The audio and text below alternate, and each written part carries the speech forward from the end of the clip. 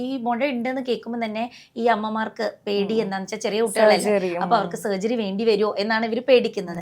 മാം, ഇപ്പം നമ്മൾ ഒരുപാട് കേൾക്കാറുള്ളതാണ് അണ്ഡാശയ മുഴകൾ കുഞ്ഞുങ്ങളിൽ ഉണ്ടാവുന്നു അല്ലെങ്കിൽ സിസ്റ്റ് ഉണ്ടാവുന്നു എന്നുള്ളത്. അപ്പോൾ എന്താണ് ശരിക്കും പറഞ്ഞാൽ ഈ അണ്ഡാശയ മുഴ? അതായത് അണ്ഡാശയത്തിൽ നിന്ന് ഒരു നീര് കെട്ടി നിൽക്കുന്ന ഒരു അവസ്ഥേനെയാണ് നമ്മൾ ഒരു മുഴ അല്ലെങ്കിൽ ഒവേറിയൻ സിസ്റ്റ് എന്ന് പറയുന്നത്. പല അമ്മമാരും ഇപ്പം ചെറിയ കുട്ടികളൊക്കെ ഇപ്പം 12-15 വയസ്സ് ഹോസ്റ്റലിലൊക്കെ നിൽക്കുന്ന കുട്ടികളുടെ അമ്മമാര് പെട്ടെന്ന് ഒ പിയിൽ കയറി വന്നിട്ട് എൻ്റെ മകൾക്ക് ഒരു സിസ്റ്റ് ഉണ്ട് ഡോക്ടറെ, വേറൊരു സ്ഥലത്ത് നിന്ന് അവരങ്ങനെ പറഞ്ഞു, ഹോസ്റ്റലിൽ നിന്ന് പെട്ടെന്ന് വേദനയായി പോയപ്പോൾ സിസ്റ്റ് ഉണ്ട് എന്ന് പറഞ്ഞു എന്ന്. അപ്പോൾ സിസ്റ്റ് എന്ന് പറഞ്ഞാൽ എപ്പോഴും അത് ഒരു വലിയൊരു മുഴയോ അങ്ങനെ ആവണം എന്നില്ല.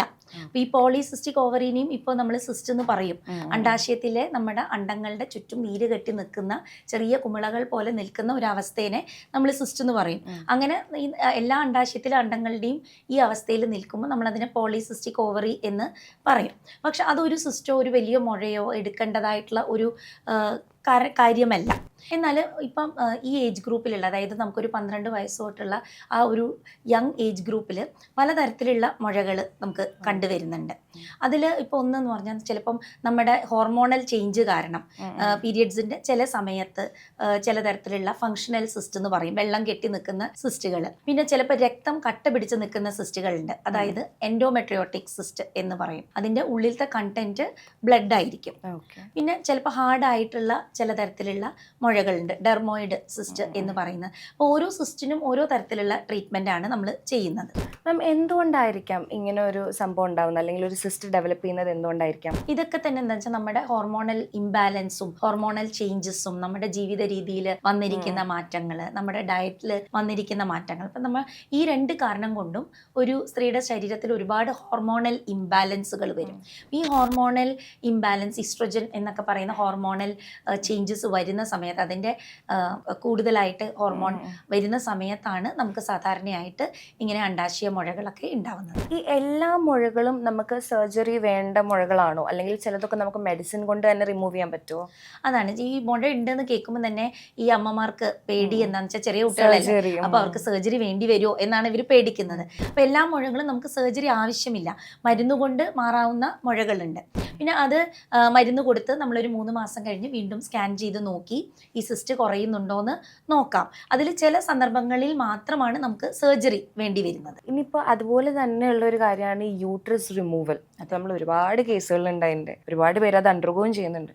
അപ്പം ശരിക്കും ഈ യൂട്രസ് റിമൂവ് ചെയ്യാനുള്ള കാരണങ്ങൾ അല്ലെങ്കിൽ അതിനുള്ള ഇൻഡിക്കേഷൻസ് ഒക്കെ എന്താണ്? നമ്മളിപ്പോൾ ഒരു സ്ത്രീക്ക് ഒരു ഗർഭാശയം ചെയ്യണം എന്ന ഒരു ഡിസിഷനിൽ എത്താൻ ചില കാരണങ്ങളുണ്ട്.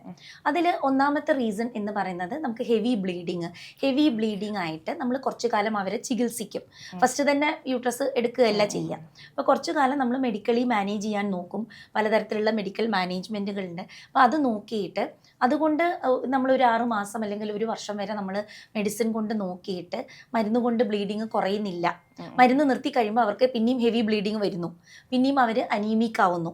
അപ്പോൾ അങ്ങനെയുള്ള ഒരു സാഹചര്യത്തിൽ ചിലപ്പോൾ ഗർഭാശയം എടുക്കേണ്ടതായിട്ട്, ഫാമിലിയൊക്കെ കംപ്ലീറ്റ് ചെയ്ത ഒരാളാണെങ്കിൽ ഗർഭാശയം എടുക്കേണ്ടതായിട്ട് വരും, മെഡിസിൻ കൊണ്ട് ഇനി നമുക്ക് മാനേജ് ചെയ്യാൻ പറ്റില്ല എന്ന് തോന്നുമ്പോൾ. അതുപോലെ തന്നെയാണ് ഈ ഫൈബ്രോയിഡ് പോലത്തെ മുഴകളും. അപ്പം ചെറിയ ഫൈബ്രോയിഡുകൾക്കൊന്നും നമുക്ക് ഗർഭാശയം എടുക്കാൻ പറയാറില്ല.